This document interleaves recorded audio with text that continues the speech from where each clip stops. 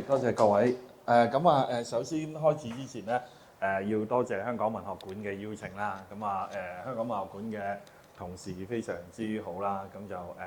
即係喺佛誕前後就諗咗呢個題目，等我有機會同大家去分享一下一啲輕鬆啲、有趣啲嘅 topic 啦，係啦。我哋今日又唔係一個咁樣好學術嘅講座，有朋友講得啱我哋講古仔嘅今日係啦。我哋主要希望可以做一樣嘢就係咩咧？嗱，我有個焦點嘅，即係呢個 topic，成抽題目入面，我希望可以做到嘅就係真係講啲你唔知嘅嘢，係啊，即係如果你話啊，喂冇聽過喎，乜原來係咁嘅咩？咁樣，即係如果你有咁嘅感覺嘅話咧，即係呢一個嘅分享就算係成功咗啲啦，咁樣。OK，好啦，我頭先同事有簡介過係即係個背景啦，咁樣。咁我即係好快咁 show 一 show 我背景啊，一啲即係著作啊等等，係啦。我基本上嗰個嘅研究範疇就我成日俾啲學生笑我嘅，唔係或者即係點講好咧？我本來就教書嘅時候咧，有陣時會提啲宗教嘅，我哋同啲學生講，其實咧喺民間啲嗰啲迷信啊、星座嗰啲，我唔係好 buy 嘅咁樣。嗱，不過譬如人哋話雙子座好冇耐性噶嘛。咁跟住之後咧，我就話唔係啊，我可以對住一日做電腦做嘢、做研究、寫作咁樣，我唔喐都得嘅。嗱，我試過以前咧，譬如我媽媽幫我湊住我小朋友咁樣，佢成日都冇見過我離開間房，跟住之後佢又唔知點解佢唔拍我門嘅喎，佢打電話俾我老婆，喂，佢係咪喺入邊暈咗？佢冇理，佢冇出過嚟喎咁樣。可以咁樣，咁但係我啲學生就話啦，你望下你啲主修先。係，你同我講你唔係雙子座，因為雙子座出名就冇耐性啊嘛，即係坐唔定啊咁樣，係咁話我本身對心理學、哲學、中國文化、文學啊、寫作等等有幾大嘅興趣啦咁樣，咁所以咧我啲著作入面咧就主要係一啲文學啊、心理學啊等等有關嘅，咁其中接觸到佛教嘅原因係因為我第一個博士讀中國文學嘅時候，我研究係一個出家人，係啦。係一個清末民初叫蘇曼殊，一個好奇怪嘅出家人啦，應該咁講係啦，即係佢話佢出家人，佢又食肉又飲酒咁樣，咁佢又出過幾次家咁樣，即係諸如此類嘅嘢，所以即係因為咁樣嘅緣故咧，就入咗研究佛教嘅呢道門啦咁樣，咁所以今日咧就同大家分享一下一啲同佛教有關嘅故事啦嚇。OK，咁所以咧嗱，呢個就係主打一樣嘢嘅啫，就係主打同大家講一啲唔知道嘅嘢。OK，即係所以嗱，如果有啲朋友 OK，即係尤其是我哋呢啲公眾嘅分享咧，好難講嘅，高手在民間啊嘛，係啦，即係有陣時原來一早聽過啦咁樣，嗱你就唔好拆我台啊嚇，係啦，我諗分兩個部分啦，因為有陣時講古仔。又或者可能我會嘗試問下各位朋友一啲嘢，即係咁。但係如果譬如大部分嘅朋友可能比較怕醜啊，得我講啊，咁啲嘢講得快啲嘅話咧，咁我準備咗一個部分嘅就係咧一啲，因為講主打係講唔知道啊嘛，咁所以咧我咧喺第一個部分我就嘗試去講啲乜嘢嘢咧，就係一啲可能大家聽過嗰個古仔，但係唔知道嗰個古仔原來背後同佛經有關嘅一啲咁樣嘅資訊。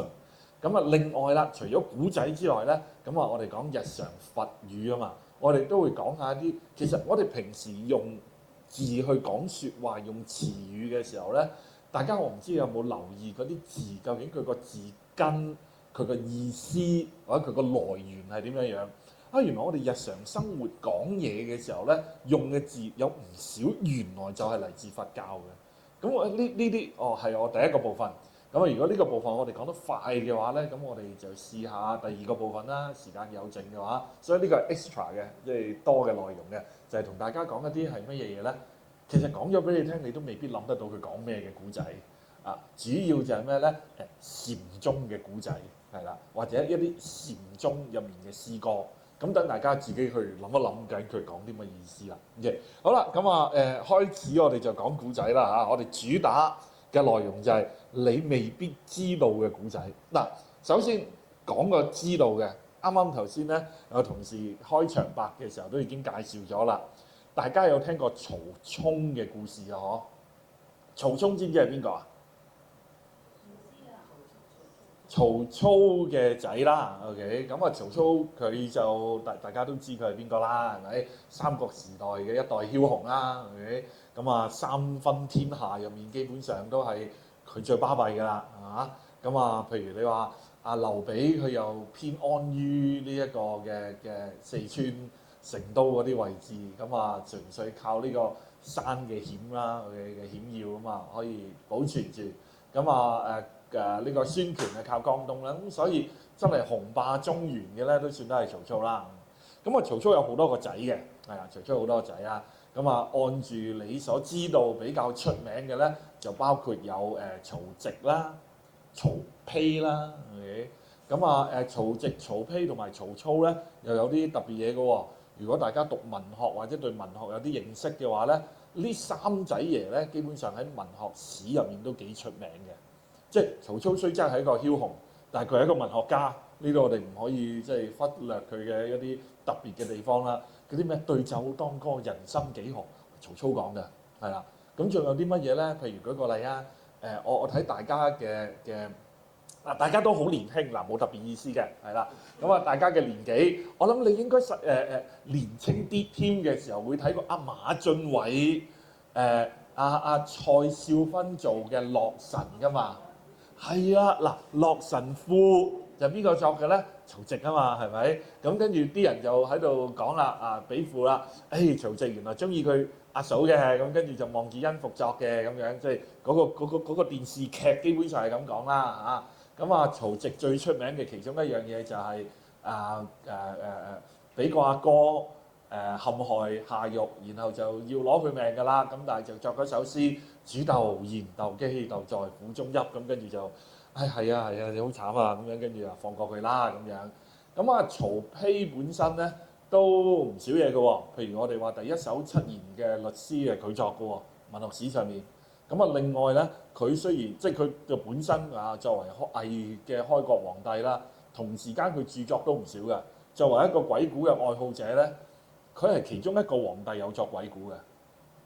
呢個可能係一啲你不知道嘅事情啊，係啊，我哋符合翻嗰個嘅主題係啦。曹丕好過癮㗎，佢有寫鬼故嘅，係啦。咁如果你有興趣嘅話咧，可以抄翻佢嘅作品嚟睇下啦，詩歌啊各方面都有嘅。好啦，咁曹沖咧就係其中一個呢個曹操嘅仔啦。咁但係咧基本上就大唔到嘅，係啦。咁咧佢又比較早夭折嘅，係啦，即係身體染病，跟住然後死咗嘅。咁佢最出名嘅地方咧就係佢係一個天才啦。咁然後咧大家聽過佢嘅古仔，就應該有知道有人進貢一隻象俾曹操，咁咧就想知道隻象有幾重，咁然後佢就想咗個辦法咧去量度嗰隻象嘅重量嘅。我哋望一望呢個就係你聽過嘅古仔個原文啦嘅。嗱，咁但係即係咁呢個嘅古文咧就比較麻煩嘅。OK 嗱，相信各位嘅朋友有啲可能會睇得明啊，有啲可能會覺得即係唔係好習慣啦。就算睇得明，可能要諗一諗啦。即係譬如我哋而家都好少會用涵莫能出其理。哇，涵係咩意思咧？咁樣我哋而家都唔會用個若字啦嚇。OK 等等咁，所以咧我預備咗一個現代白話嘅版本，咁我哋又講下古仔啦。嗱，咁大概咧，曹沖咁就5至6歲嘅時候咧，就話佢好聰明啦，咁樣就同成年人一樣啦。咁嗰陣時咧，孫權咧就送咗一隻大笨象。嗱，千祈唔好睇小我哋古代嘅中國。我哋古代嘅中國其實有好多珍禽異獸㗎，係啦。譬如心有靈犀嘅犀字，唔西行嘅犀咯，係咪？嗱，譬如舉個例有傳根據研究甲骨文嘅學者嚟講咧，知唔知麒麟係咩嚟㗎？係啊，麒麟係長頸鹿嚟㗎，係啊，據說就係喺進貢俾中國嘅過程入面，長頸鹿死咗，係啦。咁然後咧，喺同行嘅人入面就揾咗嗰啲大臣，就諗辦法死啦。咁送唔到俾皇帝睇喎，咁點算咧？運得翻去都臭啦，係咪？動物嚟㗎嘛。咁於是咧就揾工匠咧，就雕咗長頸鹿出嚟咧，就照當貢品咁運翻去俾阿皇帝睇。咁睇下咯，係啦，就俾佢知道下啦。咁但係我又心諗，長頸鹿喺我心目中最特別就係長頸啊嘛，麒麟啊好似冇乜頸嘅喎，即係嗰個工匠其實係咪唔合格嘅咧？嗱，大家如果記得麒麟就係一個龍頭一個馬咁嘅身，然後有鱗片咁樣啊條頸咧。即係點解佢會係長頸鹿嗱？我諗唔明㗎嚇，OK？咁但係我根據翻我睇過嘅研究講，其實麒麟係長頸鹿嚟嘅。OK？好啦嗱，所以唔好出奇，大笨象喎真係有嘅咩？有㗎，我哋中國古代其實咧可以見到好多珍禽異獸嘅。OK？好啦嗱，翻返嚟啦，咁咧呢一個嘅孫權咧就送嚟一隻大笨象，OK？咁啊俾呢一個嘅曹操啦。咁啊曹操當其時咧就好想知道隻象有幾重，好少見到咁大隻動物㗎嘛。咁於是咧就問手底下嘅官員有冇辦法可以量度到佢嘅重量，咁啊大家都諗唔到啦。咁於是咧佢個仔就走出嚟啦，就話嗱，不如咁樣，我哋咧就將大笨象擺喺隻船上面，咁隻船就會向下沉啦，因為有重量㗎嘛。咁我哋沉幾多就 mark 低佢，記低一條線，即係嗱隻船未擺大笨象嘅時候，記低個水位佢；隻船踩咗個大笨象落去嘅時候，我哋又記低個水位佢，然後拎翻個象出嚟。咁我哋將啲石頭擺喺嗰隻船上面，或者俾啲貨物擺喺船上面。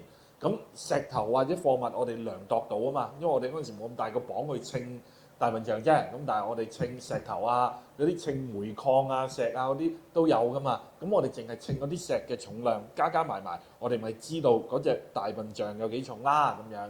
咁啊，曹操就非常之高興啦，於是就採用咗佢呢個方法。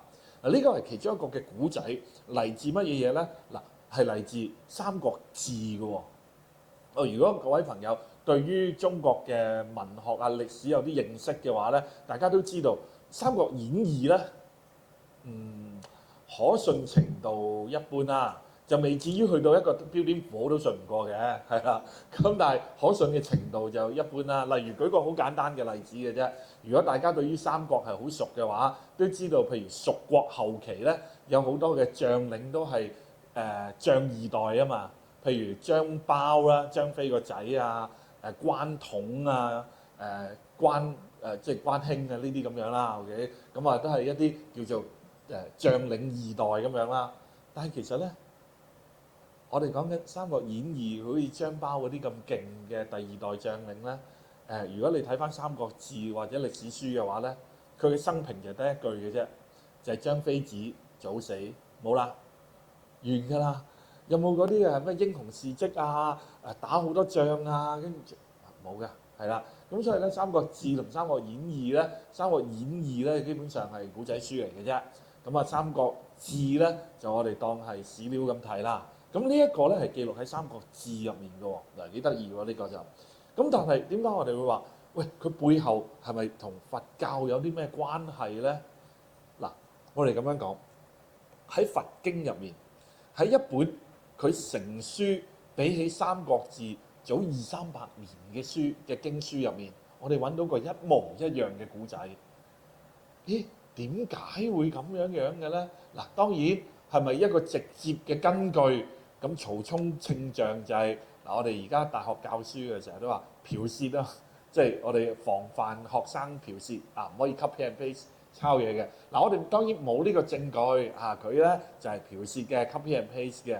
咁但係相似程度真係高到一個地步，你會覺得有冇可能當曹沖即係寫曹沖稱象呢個古仔嘅時候，作者其實受到佛教故事嘅影響，然後就將佢比附咗落去咧。嗱，我哋先睇一睇佛經嗰個古仔。嗱，佛經嘅古仔係嚟自《集寶藏經》嘅《棄魯國元》。咁啊喺呢個古仔入面咧，當然主角就唔係一個細路仔，主角調翻轉係一個老人家嚟嘅。OK，咁咧嗱，呢度又係佛經原本嘅字眼啦。咁我哋俾個白話各位嘅朋友去睇一睇啦。嗱，因為係中間抽出嚟嘅，即係整個古仔比較長，咁我就淨係抽同曹沖稱象好相似嗰個部分。呢一度就天神再次問國君同埋大臣，就係喂，呢頭大白象究竟有幾重啊？咁樣咁跟住國君同大臣討論完之後，冇人知道答案，招募全國嘅能人都冇人答得到。咁大臣咧就翻去問屋企嘅長者，即係佢嘅父親。咁啊父親咧就俾咗呢個答案出嚟啦，將隻大笨象擺喺船上面，咁啊船咧就停喺個大水池嗰度，咁啊船身就畫上記號，咁啊前同後 OK 畫上記號，跟住然後咧就將大笨象擺翻落船，擺啲石頭上去，然後將個水位去到剛剛同大笨象企緊嘅時候，嗰個嘅水位一樣嘅時候，咁我哋就知道啊嗰啲石頭一樣咁重啦。攞啲石頭出嚟稱一稱，咪知道大象有幾重啦咁樣。嗱，好相似喎。嗱，當然啦，嗱呢一個其實唔係我嘅推論嚟嘅，即係介紹一下。如果各位嘅朋友有興趣了解多少少呢個推論呢，你會見到我喺呢度入面已經擺咗嗰個嘅參考資料，就係嚟自陳寅恪嘅一份嘅文章《三國志曹沖華佗傳與佛教故事》嘅。喺入面咧，佢就認為咧，就用呢個成書嘅年份去做一個推論。《三國志》就成書喺呢一個嘅西晉初年，咁啊大約咧係西元嘅3世紀末嘅。集寶藏經嗱，如果講翻譯嘅話，翻譯成漢語嘅話咧，其實就係後過西晉，但係成書年份咧就早過呢一個嘅西晉咧，大概都有100-200年嘅時間左右嘅。當然，我哋考慮一樣嘢係乜嘢嘢咧？考慮就係我哋其實講緊佛教傳入中國嘅時間，最早可以睇翻應該大概漢朝嘅時間嘅。咁所以有冇可能呢個嘅稱象嘅故事係更早期嘅時候？嗱，雖然呢本嘅集寶藏經未有中文嘅翻譯，但係可能係口耳相傳啦。一啲嘅人文化交流啦等等嘅時候，就傳到去陳壽嘅耳朵入面，然後咧就當佢去撰寫《三國志》嘅時候，好有可能其實曹沖做咗差唔多嘅嘢，或者佢想突顯曹沖呢個嘅小朋友佢係一個神童，好聰明，於是就將呢個古仔附會咗上去咧。嗱，呢一個咧就係陳寅恪嘅疑問，因為嗰個古仔實在太相似啦。咁所以咧呢一個咧就係其中第一個啦，我哋同大家分享嘅古仔啦嚇。嘅好啦，得唔得啊？我哋第一個嘅古仔講完咯，咁我哋講第二個。第一個嘅古仔可能各位嘅朋友都聽過，咁同埋生平其中一件事情，即係以下咧，我哋甚至係去懷疑呢個人佢嘅生平大部分嘅故事，究竟係唔係如《三國志》所講嘅咧？呢一個犀利啦！聽過佢啊嘛？聽過佢。我見到有啲朋友係即係再年輕啲，可能同我差唔多年紀，可能有打下《三國志》呢隻 game 咁樣。你哋知道華佗咁樣有青囊書，跟住之後咧又即係嘅好好用啦。總之呢個人好啦嗱，華佗我哋大家都熟悉佢啦。譬如我哋而家見到啲醫生好嘅，咁我哋可能想送個牌匾俾佢，在世華佗。咁總之華佗呢個字咧就同神醫冇乜分別。嗱，華佗好多古仔嘅，喺《三國演義》啊、《三國志》啊嗰啲咁樣。有啲係好出奇嘅，譬如舉個例子，話曹操頭痛，咁跟住之後咧，佢就話要開爐，然後咧就要幫佢清除風炎，咁跟住之後咧，曹操聽完之後話：你係咪想殺咗我啊？咁樣，因為嗰陣時曹操其實就都啱啱做梟雄啦，係啦，啱啱挾天子以令諸侯嘅時間冇耐啦，再加上佢哋嗰陣時其實王允嗰班人係暗地裏反緊佢啦，咁所以佢哋其實就懷疑華佗咧係有份參與喺入面嘅，咁所以咧冇耐就死咗啦。點解咧？咁運咗入大獄入面，跟住就曹操就整死咗佢咁樣嘅。咁當然曹操整死佢咧，其實又有另一個即係騰楞瓜瓜楞騰嘅故事嘅喎。嗱，我又唔知同學咧，你哋對日本文化中唔中意啊 ？OK， 有冇邊位嘅朋友係好中意食魚生啊、壽司啊嗰啲咁樣嘅？抹茶啊，係嘛？呢啲好正啊！我想話其實咧，大部分呢啲嘢咧，原本係我哋中國嘅文化嚟㗎，只不過我哋到咁上下咧，就冇咗或者係唔用啦，諸如此類。譬如抹茶咧，係唐朝以前都好中意打抹茶。係啊，即係咁，但係我哋後來有我哋嘅茶道，又好似冇咁多呢啲嘢啦，係啦 ，OK。咁跟住之後咧，食魚生呢樣嘢咧，早喺三國時代已經有記錄㗎啦，有人食魚生食死咗嘅，係啊。咁就係點解我會話同頭先個古仔有關咧？因為就卡住喺呢個時間入面嘅。話說有個叫陳登嘅太守，即係佢負責守城嗰啲嘅官員啦嚇，好中意食魚生㗎。咁跟住之後咧，就即係食到腸胃有問題，然後曹操華佗就幫佢杜蟲，咁杜完蟲之後就同佢講嗱，3年之後你會復發㗎。咁咧到陣時就揾個好嘅醫生，咁當然好嘅醫生應該係講緊佢自己啦嚇。咁再同你去會診一次，嗰陣時先至可以清根治嘅。否則嘅話咧你就死㗎啦。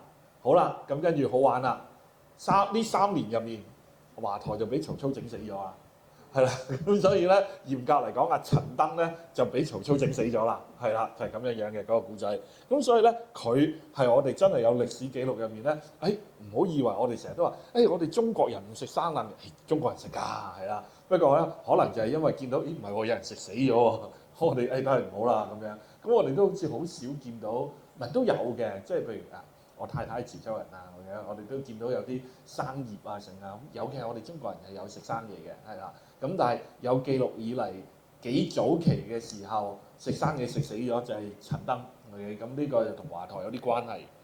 我哋睇下華佗嘅古仔啊。OK， 嗱，我哋華佗嘅古仔，首先第一樣嘢，華佗存唔存在咧？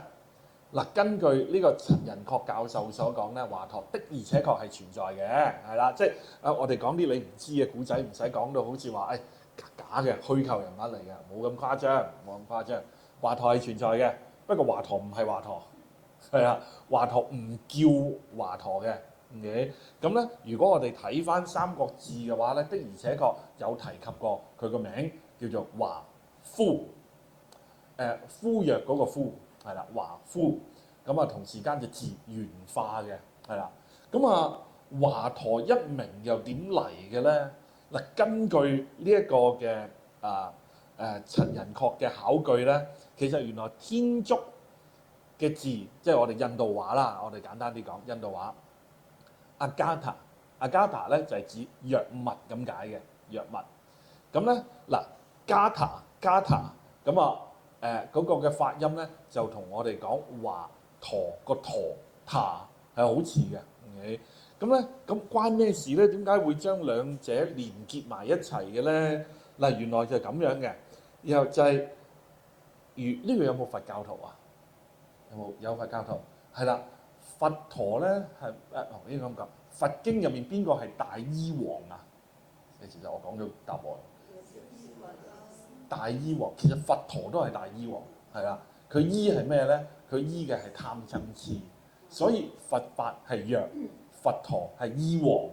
喺佛經入面的而且確係會用咁樣嘅方式咧去稱讚佛陀嘅。咁而因為我哋話藥啦，加塔呢個字咧本身咧純粹解藥咁解。如果再仔細啲，佢可以解毒藥。但係喺翻譯嘅過程入面咧，咁你就會見到啦。佛法係咩嚟㗎？係藥。佛法係咩啊？阿加塔，即係佢用佛法係藥，佛法係藥呢種嘅模式咧，就慢慢變成咗係咩咧？藥呢個字本身就被中國翻譯到好似有一個好崇高嘅地位，甚至咧阿加塔呢個字本來係解毒劑，後來就變咗萬能藥。有咁樣嘅意思喺度，咁所以啦呢個係一個神醫，咁然後神醫我哋就以咩啊？佢咩病都醫到，所以我哋稱讚神醫好似萬能藥。我哋中國人有咁樣嘅做法㗎嘛，即係譬如我哋話兩公婆好恩愛，我哋要畫眉啊成啊咁樣啊，其實就幫佢化妝有好多嘢嘅，我哋就用一樣嘢指代佢。咁其實我哋中國人習慣性咧有一啲咁樣嘅修辭手法啦，係啦，咁所以譬如我哋呢個神醫，哇咩病都醫到嘅，我哋將佢比喻為咩啊？萬能藥。咁其實呢個萬能藥就係阿加塔。咁阿加塔呢個字咧，嗱我哋明明有個至少有個亞字㗎。咁原來咧我哋咧好多時候咧喺佛經嘅翻譯咧個亞字咧，我哋當係虛音咁樣拎走咗嘅，有陣時都 work 嘅。我哋唔會成日都拎走，咁有陣時拎走咗都 work 嘅。例如譬如我哋話阿羅漢咁樣。我哋可以就咁叫羅漢噶嘛，我哋唔用個柯字都得噶嘛。咁所以咧一樣啦。阿加塔呢個字咧，呢個字咧，我哋就拎走咗。咁咧，我哋就加塔。咁咧，而呢個字咧，慢慢咧我哋就攞咗嚟稱呼華佗，就好似係咩咧？就係或者叫華夫阿元化。咁然後咧，所以咧佢個名咧，慢慢咧就會變成咗，因為姓唔改啊。咁啊，有個佗字跟咗尾啦。華佗呢個名咧，根據陳寅恪教授嘅講法咧，就係咁樣而出現嘅。咁所以呢個好得意喎，即係呢個原來係個名都係印度名嚟嘅喎，原來你就係華藥咁解喎。好啦，咁至於事蹟咧，事蹟有冇一啲又係好似同曹沖嗰個古仔一樣嘅咧？有嘅喎，都係嗰句咧，我哋講白話，我哋唔講古文啊。好啦，咁嗱，總之。華佗嘅故事，因為呢個好長啊，咁同埋呢個時間關係啦，我又唔想太累贅啦，咁所以咧，我哋好快咁樣講一講係乜嘢咧？就係華佗曾經有一啲嘅描述，就係佢去治病嘅時候咧，係會劏開人，然後咧將佢腸拎出嚟清洗，然後咧拎出反覆即係縫合翻，擠翻入身體入面。咁然後咧，經過一啲嘅敷嘅藥咧，適當嘅治療之後咧，嗰個人係可以能夠被醫翻好嘅。呢個係其中一個故事啦。呢個故事揾唔揾到類似嘅故事嘅咧？喺佛經入面，我哋就揾到嘅喎。喺呢個佛説嗱，呢個字又比較特別。有啲好多時候咧，的而且確真係人冇可能識晒所有嘢。我特別查過中大個粵語配音庫咧，呢個讀個內字，佛説內女。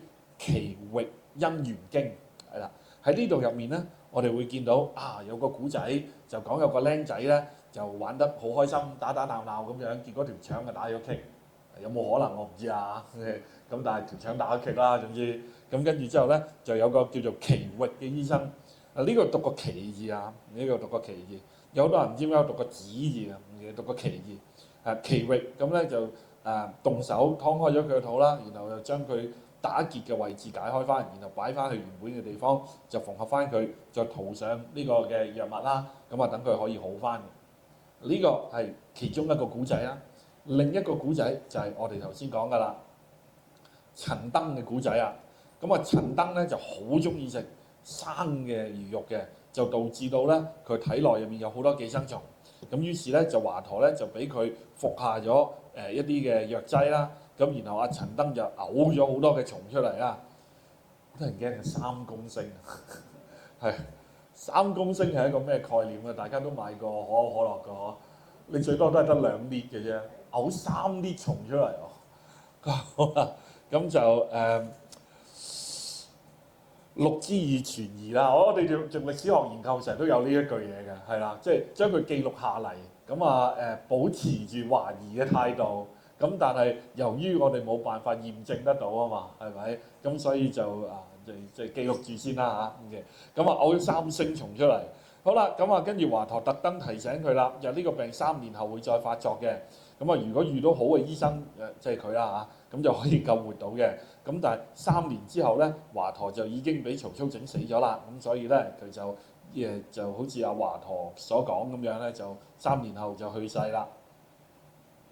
嗱，呢一個就係同一本書嘅內容啦。咁大概咧就係話一個女孩咧，就係佢嘅頭入面有蟲，咁然後咧就透過剖開佢嘅頭顱啦，然後將蟲取出。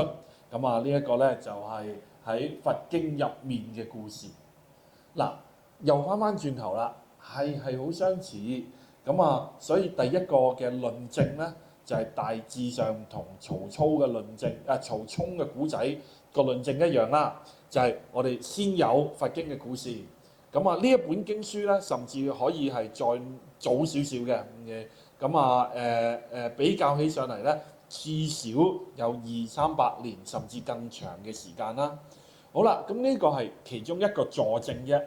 第二個佐證咧，比起曹沖稱象咧，陳寅恪教授提出嘅一個更強嘅論證，就係指出華佗嘅知識基本上考察完中國嘅歷史以後咧，係斷代出現嘅。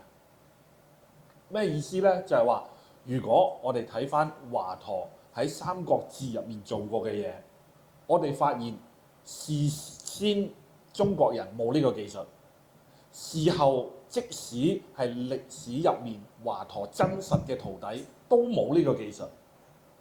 咁點解呢啲技術會突然間喺華佗手上面出現呢？咁得兩個可能性嘅啫。第一，佢真係打天才波嘅，係啊，其他人都唔識，就係我識，只有我識嘅啫，其他人都唔識㗎。OK，呢個可能性啦。咁但係另一個更大嘅可能性就係會唔會喺第二個文化係有呢個技術，而喺有呢個技術嘅文化傳咗一啲古仔過嚟，就擺咗喺華佗度呢？嗱，呢一個其實我哋可以嘗試去驗證嘅，就係乜嘢嘢呢？原來喺呢一個嘅古印度嘅時候呢，係已經有麻醉藥啦、剖腹技術啦，同埋有呢一個嘅杜蟲嘅技術嘅，係啦。咁首先杜蟲技術，我諗大家都我諗唔使點講㗎啦，即係大家都知道去印度恒河水係唔飲得㗎嘛，係啦，好出名嘅。你去 YouTube 嗰度睇下，有好多 YouTuber 其實都試過挑戰過嘅。去印度旅行，跟住飲一啖恒河水，大概瘦幾十冇咁誇幾十斤，十幾磅幾斤咁樣先至翻屋企嘅，好犀利㗎！因為佢哋清潔又喺嗰度啦，喪葬又喺嗰度啦，咁所以都好大家諗諗個水質啦，係啦。有好多豐富嘅維生命維生素，係啦，係違反生命嘅元素啦，好多嘅益生菌、抑制生命嘅細菌啦，係啦，都可以喺恒河度可能揾得到嘅，係啦，咁所以咧就嗱，所以咁樣講啦，喺印度由於佢嘅氣候問題啦，以及衞生狀況嘅情況咧，其實喺好早嘅時候咧就已經有杜蟲技術。而呢樣嘢似乎中國嘅醫術唔係好發達嘅啫，係啦，呢個指其一。其二就係呢一個外科嘅技術，大家都知道中國嘅醫生同埋西醫最唔同嘅就係中國醫生唔中意劏人㗎嘛，成日都覺得咁樣係會破壞元氣人嘅元氣㗎嘛。我哋甚至我喺網上面聽過個笑話嘅，就係譬如有個病人佢隻當手指啦有啲問題。咁跟住睇西醫，個西醫話要切咗隻手指咁樣，咁跟住佢好驚啦，去睇中醫，個中醫話冇問題嘅，搽下啲藥就得㗎啦咁樣，佢好開心啦，係啊，搽完啲藥就得㗎啦，係啊，搽咗自己甩嘅使乜湯啫？即係中醫同西醫好似嗰個嘅分別就在於佢唔中意用外科手術技術嘅，咁但係如果你睇翻印度就真係有呢啲嘅技術嘅。咁當然伴隨住你要劏人，你就會有麻醉技術啦。即係你唔麻醉嚟劏啊，好大鑊嘅，冇乜人可以好似關羽咁樣。當然嗰個我都相信係一個虛構嘅故事啊。刮骨療傷喎，你唔好話刮到落劏到落骨咁痛，仲要刮添啦。你係咁揩一揩都大鑊啦，係咪？即係真係忍得到，係咪？咁所以有外科技術就一定有麻醉藥嘅，係啦。咁所以咧就古印度都有嘅。係啦，咁所以咧，甚至咧，我哋話其實而家嘅學術界，我哋都直情講得出嘅。最早外科手術之父咧，我哋係叫做一個古印度嘅醫生，叫做妙文。而妙文的而且確咧，佢生存在喺世上嘅時間咧，早過華佗好多嘅。係啦，咁所以呢一個雖然唔係直接嘅證據，陳壽係抄緊佢嘅古仔，咁但係似乎係真係講得通華佗嘅神醫事蹟咧，有部分係唔屬於佢嘅，因為中土係冇呢個技術，而呢種嘅技術我哋喺佛經可以見得到。咁所以呢個咧就係陳寅恪教授咧佢嘅論證，就認為曹沖又好華佗都好咧，原來我哋聽到嘅版本咧同真實嘅版本係有啲出入，佢哋嘅生平故事咧都係經過佛經嘅洗禮嘅。咁呢個咧就係比較得意嘅故事啦。嗱，咁我哋咧就完成咗第一個部分嘅講古仔嘅內容咯喎，得唔得啊？唔會太悶啊嘛，係都好都我唔記得咗，我履歷嗰度交代一下，我仲考過催眠治療師，我成日覺得自己呢個技能幾叻嘅。我上親堂一陣就有一半瞓咗。係 OK 好，咁啊大家都唔覺得悶嘅話咧，咁我哋繼續啦嚇。嗱，我哋頭先講大家未必知道嘅古仔，咁我哋而家唔講古仔，我哋講詞語。好啦，嗱，我哋活動一下，我俾2分鐘時間各位朋友望一望呢啲嘅字。話俾我聽，邊啲字係嚟自佛經嘅咧？啊，當然有啲好淺嘅。我而家俾埋答案你，阿彌陀佛冇可能唔係嚟自佛經啦，係咪？係啊。關愛係嚟自佛啊，關愛係啊，係關愛係心無關愛係嗰個關愛係。究竟啊，成就啊，恐怖啊嗰啲咪咯。啊咁容易啊！咁不如咁，我調翻轉係啦。有邊啲字你覺得唔係嚟自佛經？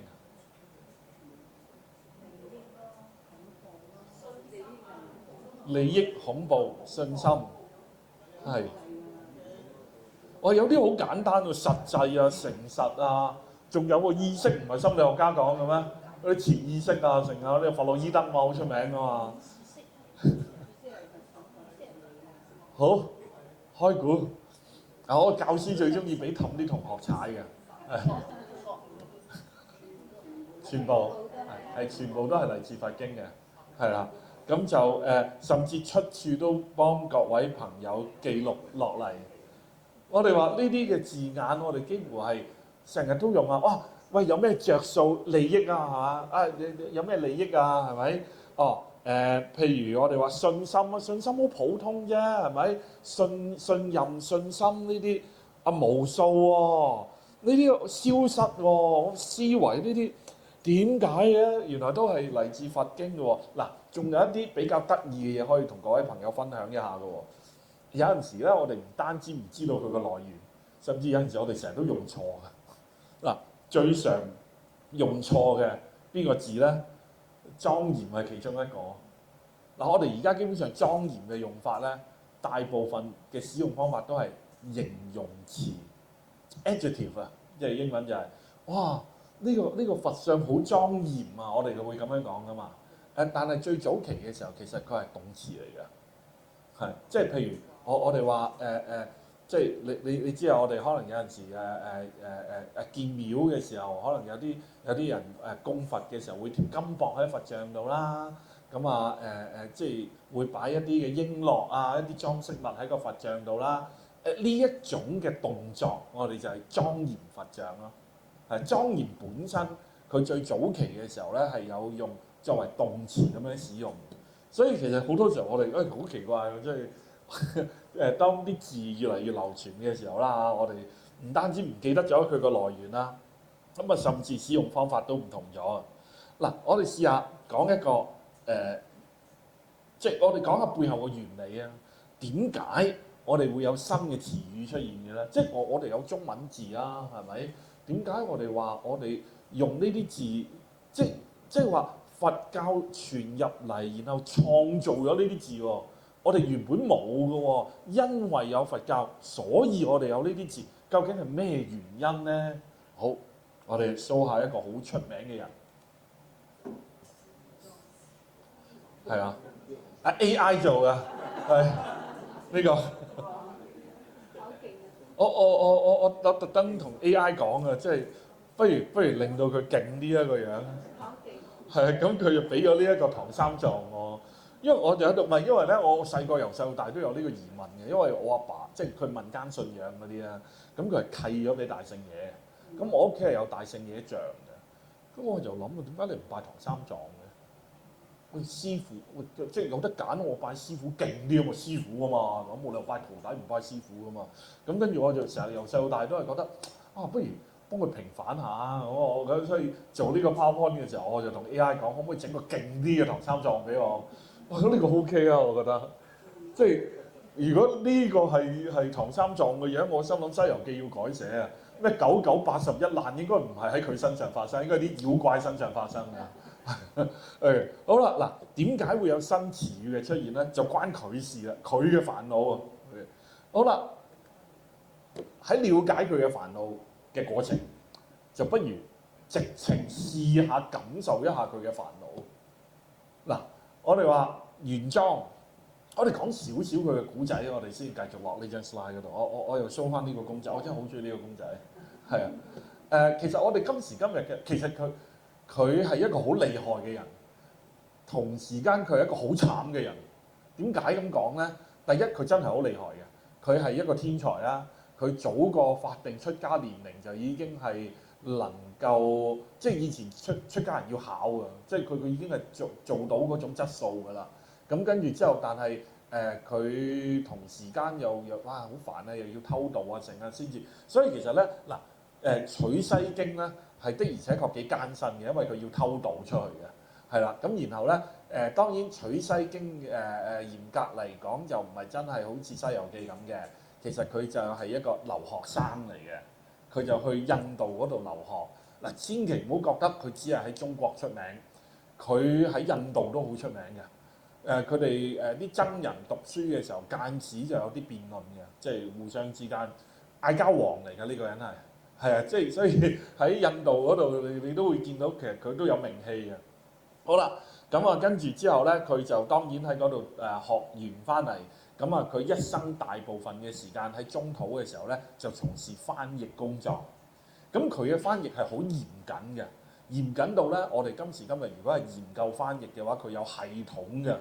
佢提出一個所謂叫五不翻嘅系統，即係有啲嘅經書嘅內容佢唔翻。咁啊主要嘅原因係點解咧？嗱呢個咧反而就同佛教嘅古仔有關啦。我哋講緊唔係學術性啊，講宗教性嘅古仔啊嚇。佢咧就唔夠膽 cut 佛經任何字嘅，即係你唔知道你 cut 佛經喎，佛陀講嘅嘢你夠膽 cut，即係作業啦係嘛？咁啊所以咧佢又唔係好夠膽嘅，咁所以其實咧佢係一個好叻嘅人，佢翻譯都有系統，但係我哋點解會話佢好慘咧？就係今時今日幾乎我哋都唔係好用㗎佢啲翻譯。係啦，因為太長氣太沉氣啊，佢係所有字都會照翻嘅。但係咧，我哋而家成日都用嘅咧，反而就係一個叫鳩摩羅什嘅法師。嗱，點解我話會同宗教而非學術有關咧？因為據說鳩摩羅什佢本身咧係7世翻譯經嘅大學問僧人嚟嘅，係啦，即係佢係已經從事嗱，佢唔係10年8載。你聽到係7世，佢已經從事咗佛經翻譯工作多過1世㗎啦，係啦。咁所以咧喺佢嘅翻譯入面咧，佢夠膽大刀闊斧咁翻譯，佢亦都好多係透過佢嘅知識啊各方面去意譯佛經嘅。咁所以其實咧，我哋今時今日咧比較多使用嘅咧，就仍然都係呢位法師嘅翻譯嘅。雖然佢嘅翻譯又有系統。佢嘅學問又夠，但係由於太沉氣啦，所以我哋就唔係好用嘅。嗱，又同佛教古仔有關啦，但係佢有一部經咧，我哋係會採用嘅。我都係佛教徒嚟嘅，師兄知邊部啊嘛？實知嘅啲常識嚟㗎呢個，只要你係佛教徒，幾乎你都會知㗎啦。心經係啦，據說咧心經咧就係阿觀音菩薩直接同佢講嘅。所以唔係佢翻嘅，係觀音菩薩同佢講嘅。咁所以咧，當然就會係比較即係易簡易乾一啲啦，係啦，即係比較精警一啲啦。因為觀音菩薩話俾佢聽㗎嘛，係啦。咁所以咧就幾乎就係咁樣樣啦。嗱，好啦，佢有咩煩惱咧？我哋試下啦。我哋講完呢個佢嘅古仔之後，嗱，我哋中國文化個天字嗱，大家在座我見都冇紅鬚綠眼㗎啦，係咪？咁啊，大家都應該意會個天字點解？你可唔可以揾一個字可以英文字準確地翻譯中國嘅天字啊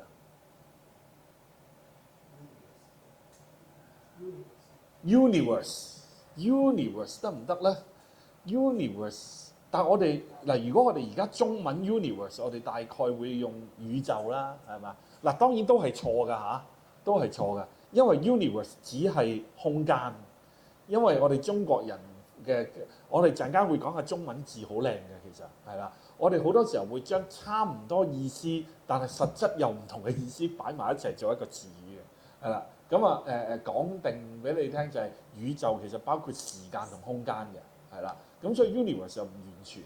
好啦，嗱 universe 唔得啦，OK？ 有冇其他英文字可以代替到啊 ？Heaven。我又諗一諗 heaven 呢個字嘅意思啊嚇嗱，如果我冇理解錯，因為始終我只係研究佛教中國文化啦。如果我冇理解錯嘅話咧，heaven 呢個語境喺英文應該就係、可能同基督教會有啲關係啦。死咗，如果你係信教嘅，你就會上 heaven 啦，係咪 ？heaven 嗰度會有天使啦，會有接受耶穌嘅信徒啦，新天新地啦，諸如此類咁樣。咁我哋中國人嘅天又好似冇呢個意思。好啦，但係如果我直接用 sky 呢個字得唔得啊？又好似爭啲喎，係咪啊？譬如我哋話《論語》入面有一句話，四時行焉，萬物生焉，天何言哉咁樣。佢呢個天咧，佢又好似有少少啊宗教嘅味道喺度喎。即係個世界之所以會出現，萬物之所以會運行，好似有啲嘢關佢事。如果單純係 sky 呢個字又唔得，嗱好煩啊嗱 ，universe 又唔得 ，sky 又唔得 ，heaven 又唔得，嗱呢個就係唐三藏嘅煩惱啦。女媧得唔得？女媧，但係女媧係一個 goddess 係咪？咁所以又爭啲喎。嗱呢個就係嗰個問題，唐三藏遇到嘅問題就係呢一個啦。嗱，我哋睇一睇嗱原裝，咦？我嗨到個掣，喂。hello，誒喂，hello，係講得激動得滯。好啦，咁啊阿原裝佢有個翻譯嘅系統嘅，就所謂叫五不翻。嗱五不翻就係乜嘢咧？第一秘密故唔翻，即係有啲秘密故嗰個意思係乜嘢咧？佢即係佛教始終係一個宗教，咁有陣時候我哋可能有所謂嘅咒語，咁咒語本身我哋可能相信。佢嗰個聲波啊，各方面可能係有啲感應喺度嘅。你改咗佢，又好似爭啲咁樣。咁所以咧嗱，譬如心經尾段有冇得翻啊？有啊，去彼岸啊，其實咁嘅意思嘅。咁但係即係你好似你孖啲空咁樣，即係你係有嗰句嘢本身可能係一個點講好咧？係暗號。呢個係我同菩薩嘅暗號嚟嘅，咁我係孖啲空可能有得解嘅，但係解咗就唔係嗰個暗號嚟噶嘛。咁所以咧嗱，因為咁樣嘅緣故咧，咒語就唔翻嘅，係啦。所以譬如呢一度心經末嘅時候咧，我就保留住佢梵文啦，格地帕拉生格地破鐵娑巴哇咁樣，係啦。咁所以咧我就唔翻啦，因為咧就會可能失去咗一啲宗教性上面嘅感應嘅力量。好啦，第二就比較似我哋頭先個天嗰個意思啦。中國人嘅天，如果真係要用定義嘅話，佢好似神，但係同神唔一樣就係譬如睇基督教嘅話，神有脾氣噶嘛，神會嬲噶嘛，佢會中意某啲人，冇咁中意某啲人噶嘛，即係佢會中意亞伯拉罕啦，佢會中意羅亞一家啦。咁譬如可能所多瑪、俄摩拉呢啲城嘅壞人，佢就唔中意啦。咁有啲嘢佢中意嘅，有啲嘢佢唔中意嘅。佢就好似仿如一個人咁樣，係啦，有喜好嘅，有個性嘅。咁但係中國嘅天又冇嘅喎，但係佢又好似有上帝嘅 function 嘅，即係譬如我哋古代人用天呢個字咧，好似頭先我哋話《論語》嗰句四時行焉，萬物生焉。呢個世界之所以會運行，好啦，然後呢個世界嘅嘢之所以會衍生出嚟，佢有啲關係嘅。咁所以簡單啲講就係一言難盡啦。佢有好多個意思喺度嘅，你好難話揾到一個準確嘅字。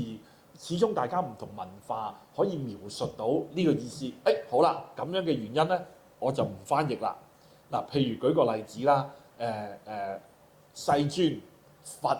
呢個字本身有好多意思嘅，咁我哋音譯算啦，即係用佢嘅音去翻譯，即係做個名就算數啦。即係所以譬如咧，我哋而家喺大學教書好多時候都要用英文嘅。我今日啱啱有個親戚移民翻嚟同我哋傾偈，佢個仔啊同我呻點解喺外國讀書讀中文中國文化，佢一望就識嘅嘢，個老師講咗半堂就係解釋點解呢個字要用拼音。即係譬如佢哋喺用英文去讀中國哲學，佢嗰個天咧唔譯㗎，就咁用個聽字。咁跟住佢嗰啲外國人嚟㗎嘛，咁啊佢又要同人哋解釋個聽字點解，但係佢本身係中國人，佢坐喺度，一早就知喎。你用咗半堂喎，即係我哋大學3個鐘啊，半堂個幾鐘頭，就係話俾我聽個天字點解要翻譯做聽。咁即大概咁嘅意思啦。音譯係唔容易譯啦，因為多含義，咁就唔翻啦。好啦，另外仲有5樣嘢嘅。第一就係印度有，中國冇，咁啊唔翻啦。即係即係佢真係有呢樣嘢噶嘛？你唔需要穿鑿附會，佢就仿如我哋中國嘅某啲嘢噶嘛。即係譬如菩提樹咁樣，咁我哋中國冇菩提樹，人哋有菩提樹，咁我冇理由話啊，其實咧我哋白楊樹咪菩提樹，咁咪錯咯。咁所以啦，嗱，此方冇嘅，彼方有嘅，咁我就用翻彼方嘅名，即係對方嘅名嘅算數啦，我就唔夾硬翻譯啦。好啦，另外就係順古，順古個意思即係話因為佛教其實喺唐三藏啊嘛，係咪？咁啊喺唐朝以前，隋唐以前，其實喺漢朝已經傳緊入嚟。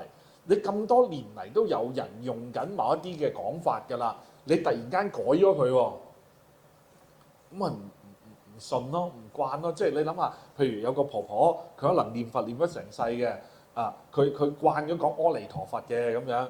咁跟住之後，人哋大家嚟時可能臨終都諗住生西方極樂世界，係咁念緊阿彌陀佛。你突然間同佢講個離字應該讀個微字嘅，咁佢就死啦，死咗點念啦？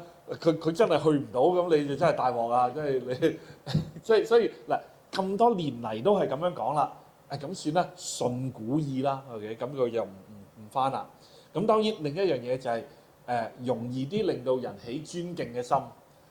咁佢又唔翻喎，即係譬如舉個例，有啲意思係可以翻到嘅，譬如佛都可以翻到㗎，覺者咯。咁你話拜佛勁啲定拜覺者勁啲咧？咁好啦，譬如菩薩咁樣，菩提薩多咁樣，OK，菩薩。咁菩薩係咩？已經覺悟嘅有情眾生。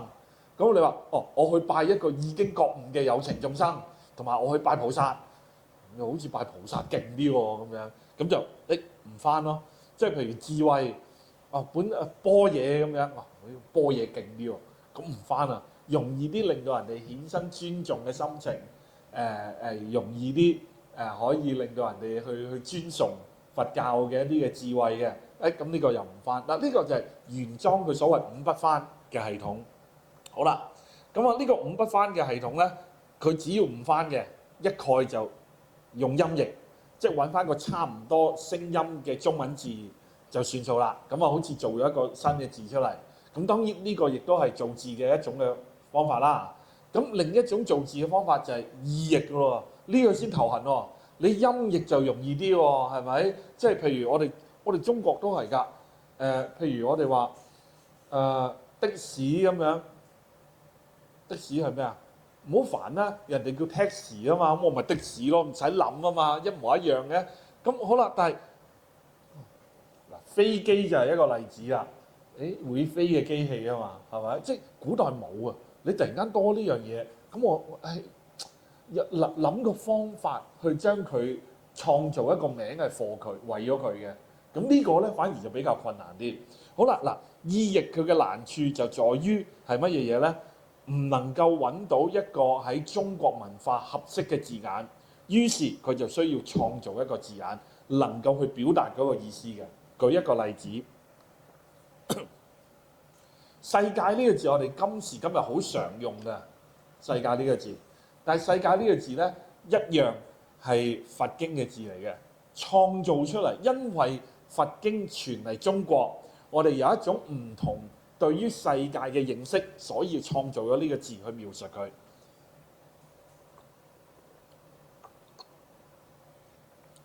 嗱，我哋話中國人原本有冇類似嘅意思咧？有，但係只能夠話類似，唔精準。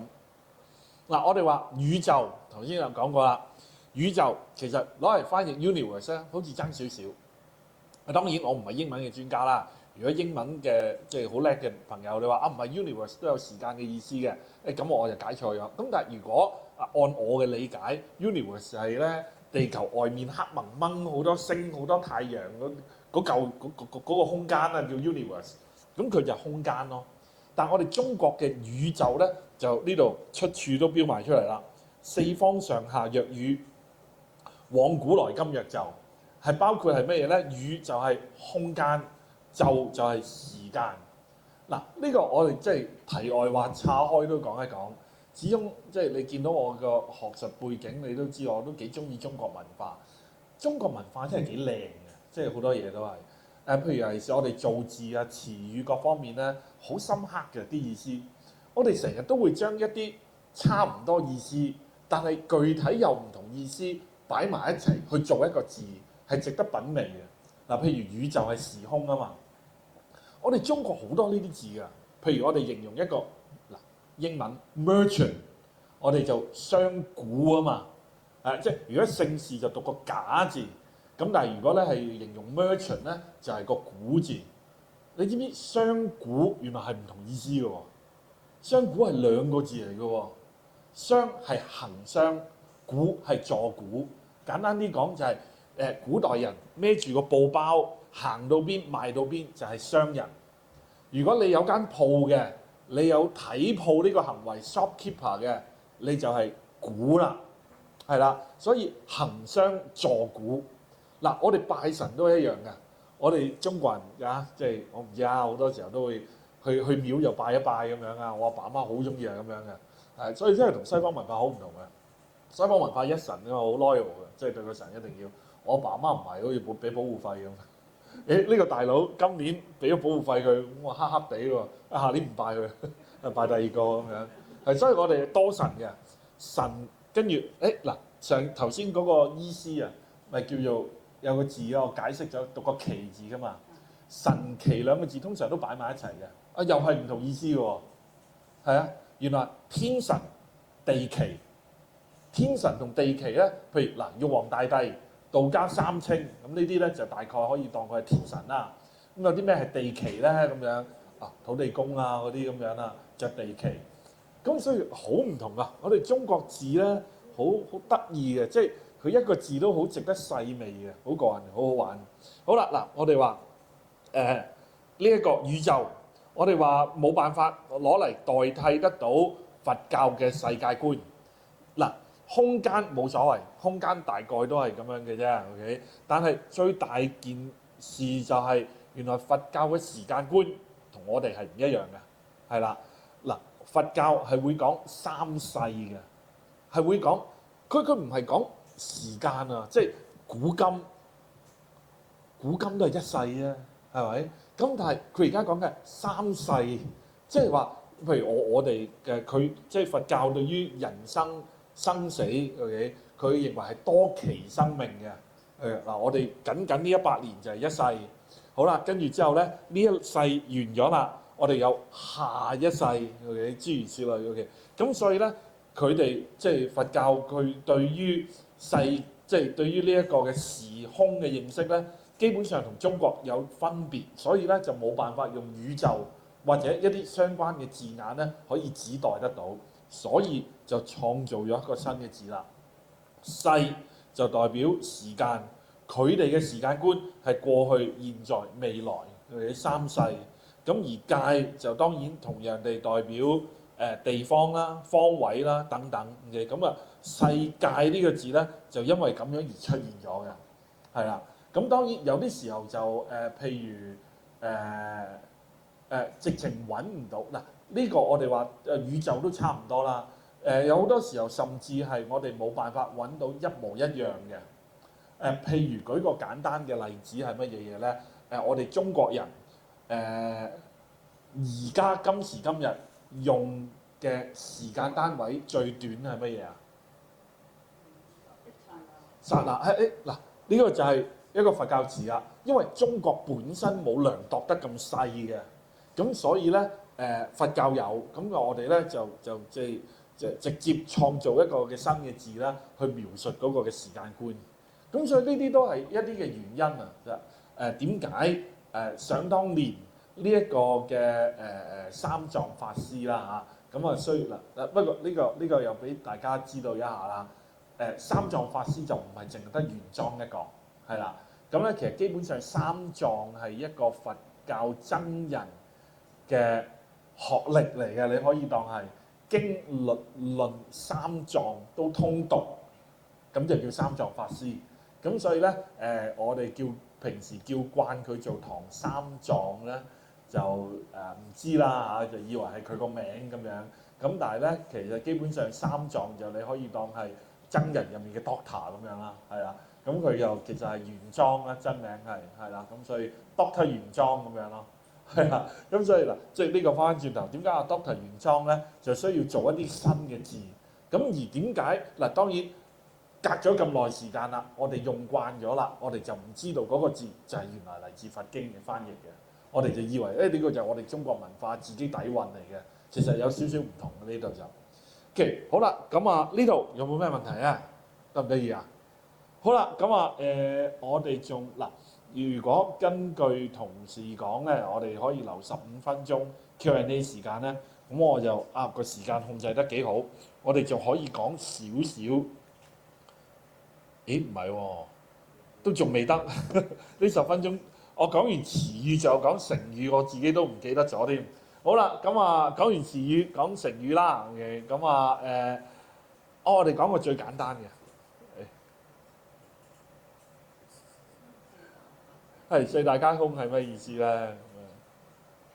要俾翻個 credit 啊！呢個古仔係我師傅聽翻，我聽我師傅講翻嚟嘅，係啦，我師傅係法恩法師。咁咧佢其實係佢一個好年輕嘅法師啦。我讚佢好年輕嘅時候，佢同我差唔多年紀，好似讚自己咁樣。佢一個好年輕嘅法師啦。咁佢學問好好啊。佢係有 PhD 同埋喺港大嗰度做緊教授。咁就呢個係佢嘅個人經驗嚟㗎。有好多人因為對四大皆空誤解啊。四大皆空咧，好多人眼中就應該係咁樣啊。咁所以咧，因為佢後生人傳法咧，佢會用 Facebook 啊各方面，咁佢咁正常一個電話啦，咁跟住咧，佢有一次去71買嘢，咁就後面排隊嗰個人笑佢啊，四大皆空用 iPhone，喂，係即係俾翻個 credit 先，係啦，係呢個古仔唔係我作嘅，呢個古仔係我聽我師傅講翻嚟嘅，係啦，真係事，係啊。咁呢個係對四大皆空嘅誤解啦。嗱，所以咧呢個又翻轉頭，其實好多時候咧，隨住時代時間唔同咗咧，嗰個字原本嘅意思係唔同咗嘅。即係譬如我頭先舉嘅例子，係啦，譬如我頭先舉嘅一啲嘅例子啦，譬如莊嚴咁樣，原本係動詞，而家成日都當形容詞咁用咁樣啦。咁譬如四大皆空都係嘅，四大皆空今時今日咧，真係似呢一個嘅。係啦，真係似呢一個嘅，咁就係看破世事啊，心境豁達啊，咁樣即係咁樣嘅意思。咁但係事實上四大皆空咧，喺佛教嘅角度係唔係咁解嘅？喺佛教嘅角度嚟講咧，四大皆空係攞嚟形容佛陀對於世界生滅嘅理解嘅，係啦，呢個字其實係咁樣嚟嘅。所謂四大咧，就係佛教認為呢個世界，其實好多哲學家都問呢個問題：呢個世界嘅essence 啊，本質究竟係啲乜嘢？呢個世界點樣構成嘅咧？咁喺佛教嘅角度咧，世界構成呢個世界所有嘅萬物嘅幾樣嘢啦，幾個元素就係地水火風，係啦。好啦，咁點解我話呢個係一個佛陀對於世界佢個存在個本質嘅理解咧？咁樣好多時候咧，我哋人嘅苦惱主要係嚟自我哋唔了解呢個世界係無常嘅，我哋嘅痛苦係嚟自我哋唔了解事物嘅本質。譬如呢支嘢好好飲喎，如果呢支嘢恆常存在，我想飲就有得飲，咁就好啦。咁我飲晒我咪苦咯。好啦，又或者我哋講第二啲，譬如舉個例子，喂，我老婆好靚喎，錄緊啊，嗬，係啊，哎呀，如果佢永遠都好似廿歲咁靚咁就好啦，你而家都好靚，係咁。如果佢永遠都好似廿歲咁靚就好啦，好啦，點知我到佢41歲嘅時候，都好好啦，係嘛？終於有一條魚尾紋啦，跟住我就開始痛苦啦。點解佢 keep 唔到20歲嗰個樣咧？咁人好多嘅痛苦就係因為我哋對於世界有所謂無明無知啊！呢個世界嘅本質就係所有嘢都冇恒常嘅。羅文嗰句係咩啊？變幻原是永恆啊嘛，得一樣嘢係永恆嘅就係變幻。咁但係個問題係嗱，你嗰樣嘢你中意，你就想佢恒常都係咁嘅狀態，呢樣嘢就叫做執着咯。咁你執着咪痛苦咯。嗱，佛教就係話俾你聽，所以佛教好得意嘅，佢好似一套哲學咁樣，佢就話俾你聽嗱，佛陀佢就好似打爆機嘅人一樣，佢話俾你聽呢個世界佢個攻略就係咁樣嘅，你要唔痛苦啊嘛，唔痛苦首先你認清楚呢個世界每時每物嘅本質都係恒常變化嘅，冇一個所謂實有永恆存在嘅主體喺度嘅。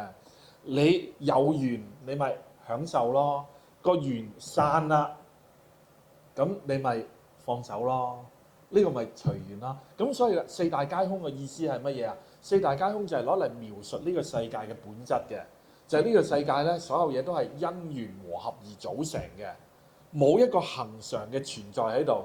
佢有緣聚埋一齊咪喺度咯，緣散啦咪冇咯。咁所以呢個就係所謂四大皆空嗰個意思，係攞嚟指世間一切都係虛空，唔係實有，本無自性嘅。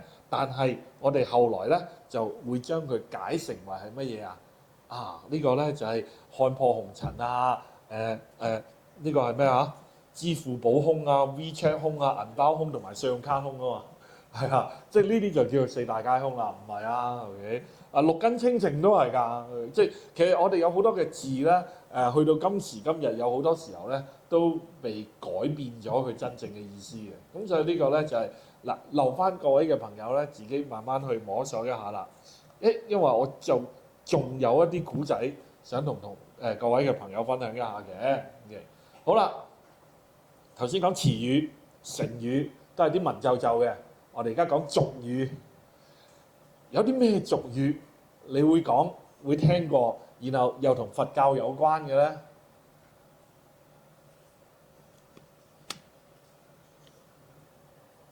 諗下，有邊位朋友係教書㗎？呢度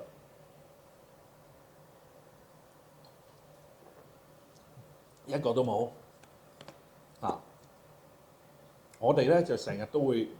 收到電郵喎，學生揾我哋喎，跟住就會講呢句嘢㗎啦。無事不登三寶殿，係啊，即係平時你又唔嚟揾我嘅，學期尾點解要嚟揾我啊？要交功課啊嘛。跟住學期入面又唔記得咗聽㗎嘛。咁你唔記得咗聽，自然你個腦都四大皆空啦，係咪？咁既然係咁嘅時候，你梗係要問下我意見，你份嘢點做㗎嘛？係咪？咁所以嗱，譬如舉例子啊，嗱呢啲啊我哋成日都講嘅。俗語啊，呢啲又唔係成語啊，唔係詞語啦。嗱，無事不登三寶殿啦，係咪？我攞嚟形容學生啊。種瓜得瓜，種豆得豆。嗱，放下屠刀，立地成佛啦。救人一命勝造七級浮屠啦。OK，咁啊，跟住咩十世修來同船渡，百世修來共枕眠咁樣。OK，呢啲全部都同佛教有關嗱。譬如我哋話三寶殿啦，好簡單啦。三寶係咩？三寶就佛法僧啦。咁跟住殿啊，大殿啦，大雄寶殿啦，係咪啊？無事不登三寶殿，呢個同佛教有關啦。咁啊，種瓜得瓜，種豆得豆啦。咦，唔見咗喎？係直接嚟自一部經書嘅。呢句嘢係直接去 quote 去引述一部經書嘅內容嘅。咁啊就顯示嗰個因果嘅，顯示因果。好啦，跟住放下屠刀，立地成佛。本身嗱，第一先唔好講佢成佛就一定同佛教有關啦。第二就係同禪宗頓悟嗰個派別嘅理論有啲關係啊。喂，放下屠刀立地成就真係可以成佛咁容易咯冇殺穿成世，最後臨死先放下屠刀啦，係咪？佢唔使修行啦，係咪？咁但係嗱呢句嘢好明顯就反映咗民間對於頓悟，即係譬如善惡係可以一念就改到嘅嗰種嘅概念係有關係嘅。咁而呢個所謂一念就可以改到咧，好大程度上就受呢一個嘅禪宗派別嘅理論影響啦，咁樣。好啦，咁啊另外啦，嗱百世十世咁呢啲好明顯就係講緊幾多期生命啦，幾多期生命。咁啊另外啦就係呢一個嘅浮屠啊，浮屠呢個字咧本身好似冇乜意思嘅喺我哋中國文字入面。啲咩叫聖人？聖做七級浮屠咧咁樣。好啦，嗱就係原來咧呢個字咧本意係解佛陀苦陀啊，但係後來咧亦都可以解係佛塔。咁有啲時候咧有人即係譬如有啲即係我諗，如果你係對佛教啲認識，你都知道我哋有分善業惡業咁樣。咁啊，譬如舉個例子啊，嗱我哋而家今世完咗啦，下一世可唔可以有個好去處咧？即係投胎可唔可以做翻人咧？就算做隻動物，你都唔好俾象拔蚌我做啊，係咪？即係俾個好啲嘅生活環境我啊。喂，呢啲通通都同所謂嘅業力或者你臨終嘅念頭有關係。OK， 咁啊，所以咧中國人好興嘅做善事，希望可以有功德啊。咁啊，而呢一度嘅講法嗱，好多時候譬如我哋話修寺廟啦，做佛像啦、印經書啦，呢啲都有功德嘅。咁所以咧建造佛塔咧就係一個好大嘅功德。而呢句説話就係話，喂，你救人一命嘅話，個功德大過你去建造一個7級嘅佛塔，好大嘅呢個功德咁樣。咁所以呢啲咧，通通就係我哋平時會講嘅俗語。咁而呢啲嘅俗語咧，就係同佛教有一啲嘅關係嘅。好啦，咁呢個就係即係詳細嘅分析啦。證明個 PowerPoint 我自己做，係我唔記得撳，顧住講係啦。咁就而家就答3嘅係啦。咁就按住同事嘅説法咧，就啱啱好啦。咁我哋先睇下各位朋友有冇咩問題 Q&A 係啦。咁我哋先再睇下會唔會講下呢啲嘢啦，剩翻嘅係呢位朋友想請教啊，係請教唔敢講係。 7級浮屠，係後來變咗圖畫個圖，初頭第一次就係呢個聖徒，係咁嗰個詞係究竟邊個詞咧？係喺網上面咧，我有打過，因為佢始終係俗語啦，我打過嗰句嘢嘅。2個字都得嘅，網上面係話。咁其中一個原因係因為佢只係音譯，佢唔係意譯，所以佢唔係一個標準嘅某啲嘅詞語。所以通常譬如嗰個音係啱嘅話咧，其實係冇所謂嘅。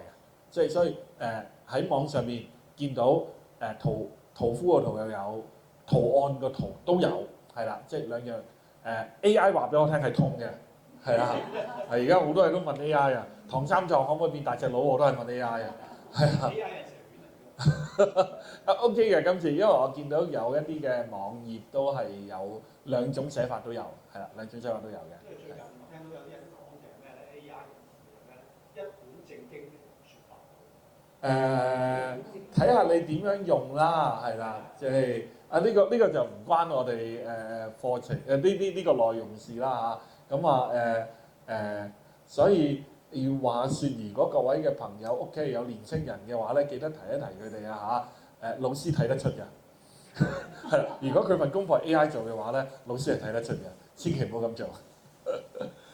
好，仲有冇？係請講。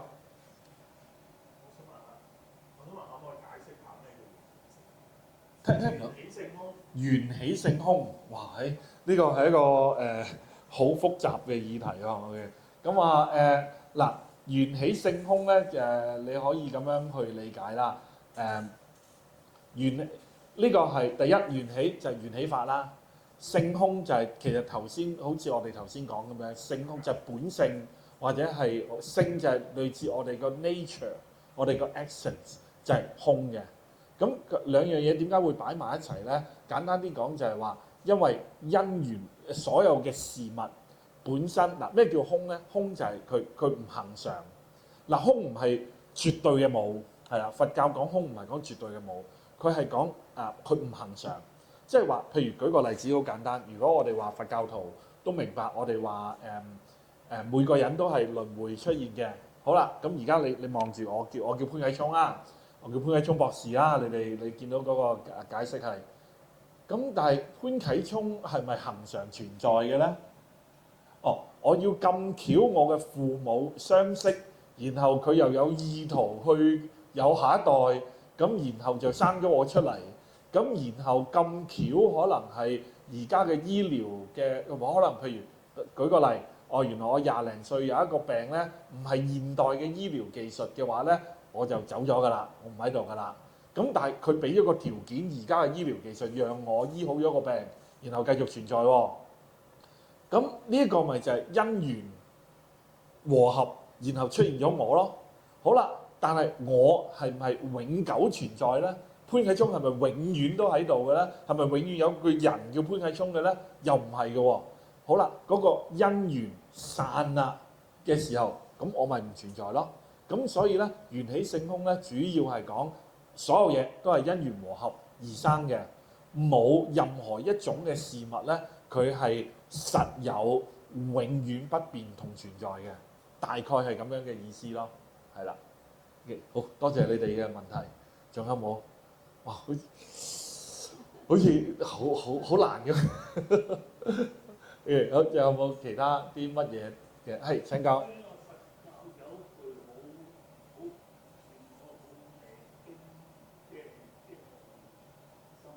係。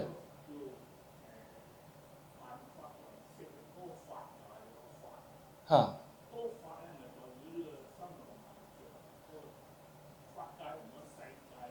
嗯。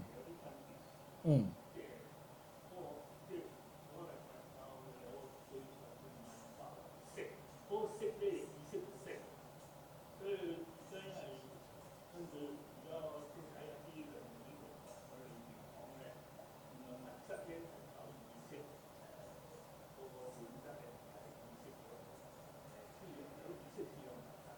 嗯。嗯。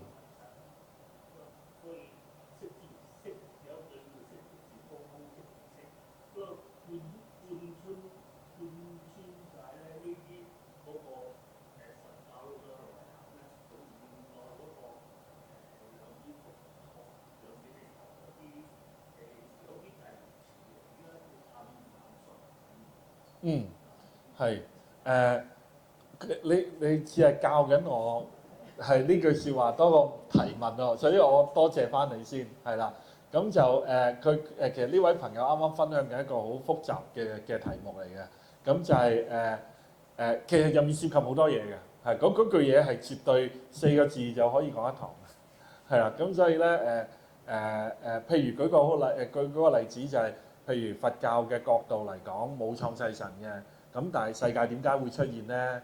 世界嘅出現原來咧就同即係一啲意念有關係嘅，即係原本大家意念都不動如山，咁但係咧開始有意念嘅時候咧，咁就慢慢有所謂人我之別啊，諸如此類，慢慢世界就因為咁樣構成啊等等，係啦，一個好複雜嘅議題嚟嘅。咁所以咧呢一度又多謝你提出呢個主題啦。咁但係我諗我哋剩翻嘅時間好難好詳細咁樣去講呢樣嘢，係啦。但係好多謝你呢個議題，同埋當然佢亦都涉及後來，譬如因為我唔知各位朋友即係對於中國佛教認唔認識啦。中國嘅佛教咧後來係因為修行方法啦，因為主打嘅經典書籍啦。佛教就同其他宗教有啲唔同嘅，即係佛教好少會話即係譬如啦嚇，你知道譬如伊斯蘭教、基督教同埋猶太教其實都係同一個源頭噶嘛，但係佢哋有啲好基礎嘅嘢，大家係即係唔一樣嘅。譬如耶穌係咪救世主啊？諸如此類。嗱，佛教咧係有唔同嘅派別嘅，但係佢哋個派別基本上都好少會話係即打交嘅。佢哋基本上係修行方法側重點唔一樣啦。覺得邊部經書係佢最視為重要嘅唔一樣啦。咁頭先嗰位朋友提出嘅其實咧有一句叫唯識宗，嘅派別係好係啦，講好多一啲同心識有關嘅嘢，即係譬如我哋八識啊諸如此類嗰個分析。咁但係就因為好深嘅緣故，咁我就唔喺呢度再講啦。咁我亦都唔賣弄，因為我本身呢啲嘅主題都冇真係研究唯識中嘅朋友咁熟啦咁樣。咁所以咧就好多謝你，但係我哋睇下仲有冇其他嘅問題啊？係請講。係請講。我想問下你對於呢個識做三個可以學説啦，或者係宗教啦，咁點解中國會有唔識做呢即係三個咁嘅學説嘅派別類似派別啦，可以咁講。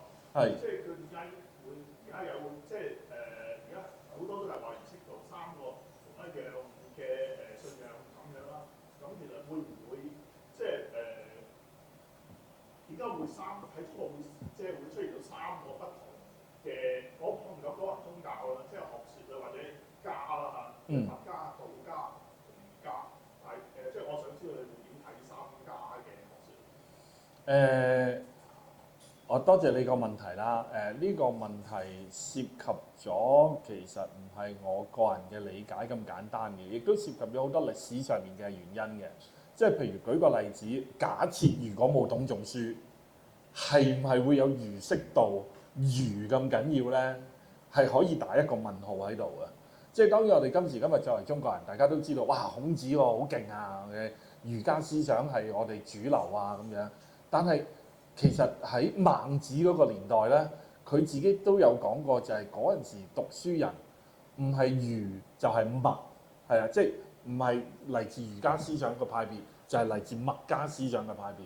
所以其實咧，一路未去到董仲舒獨尊儒術罷黜百家嘅時候咧，孔子就係普通一個教育德高望重嘅教育家咯，係啦。咁所以譬如你話啊，點解係儒釋道？啊，點解唔係其他咧？點解唔係墨釋道咧？或者可能係儒墨釋咧咁樣？咁呢個我如果最簡單最快嘅回答方法就係佢同歷史嘅因由有啲關係嘅，佢同歷史嘅原因有啲關係。咁就當然啦，亦都涉及咗後來好多嘢嘅，即係譬如舉個例啊，道教同埋佛教又點解會即係慢慢冒起咧咁樣？當然嗱，譬如道教其中一個最鼎盛嘅就係唐朝，又係同歷史有關啦。就係其實嗰陣時啲皇帝好中意話自己血統純正噶嘛，咁唐朝揾唔到啊嘛。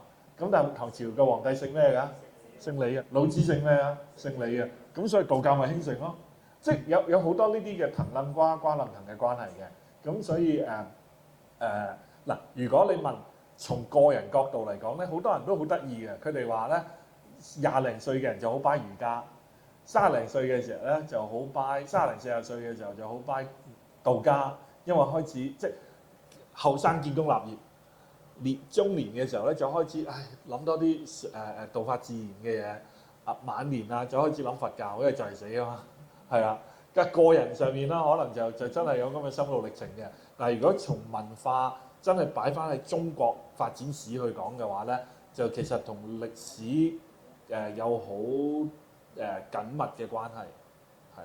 覺得咧，即係聽個學説咧，就話道家嗰個老子啊，就老咗之後咧，就西遊咗去到天竺，跟住就話去到咩化胡，跟住就傳翻個佛教嚟中國。你覺得呢啲學説可唔可信？有人甚至近排都有啲人講法就係阿耶穌跟佛陀學咗一排添，係因為基督教舊約聖經嘅神係好賞罰分明，好清楚會嬲會勝。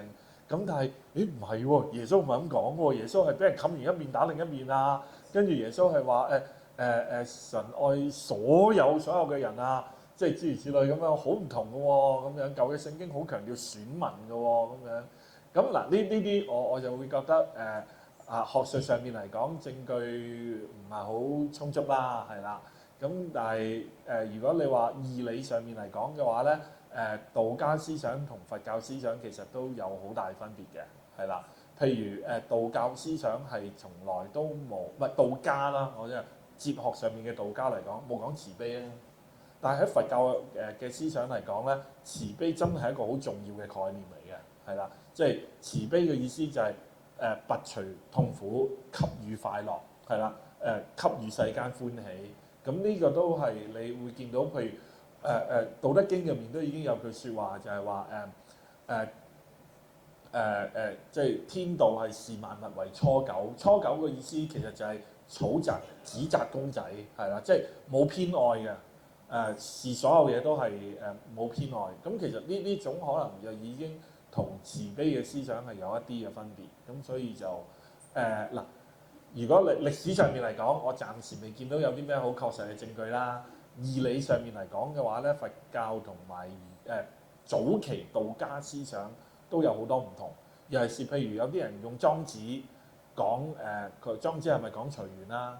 莊子其實唔係講隨緣，莊子其實係培養緊一種譬如即係佢亦認為，即係道家成日講赤子之心係好嘅。點解啊？因為我哋自己好長大嘅時候咧，俾好多框架自己。細路仔點解開心啊？因為細路仔唔會我人工高人工低啊，我人工低過你，咁我唔開心。譬如我社會地位低過你，我唔開心。細路仔冇呢啲嘢，呢啲框架全部俾自己嘅。莊子佢齊物就係想打破呢啲嘢，回歸翻嗰個你冇框架嘅心。咁但係入面其實對世事有好多嘅叫做漠不關心。咁佢同隨緣就好唔一樣喎。隨緣嗰個意思其實某程度上係有緣就珍惜，緣散就放手。所以同漠不關心嗰種嘅態度又有一個差距喺度。咁所以如果翻去答你嘅問題就係義理上面嚟講，佛同道都係因為我唔係講佛，我唔係講道教，我係講道家。你講老子啊嘛，去到咁我如果係早期道家思想同埋佛教嘅義理都有幾大差別，係啦，都有。